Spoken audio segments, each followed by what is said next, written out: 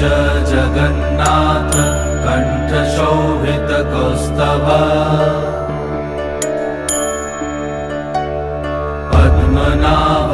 Vedgarbh चन्द्रसूर्यविलकरा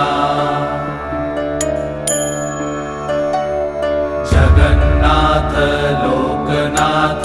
नीलाद्रीश परहरि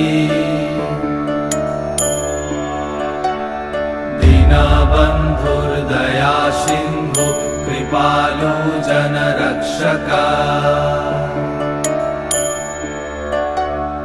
कम्बुपाणि Chakrapani Padmanabha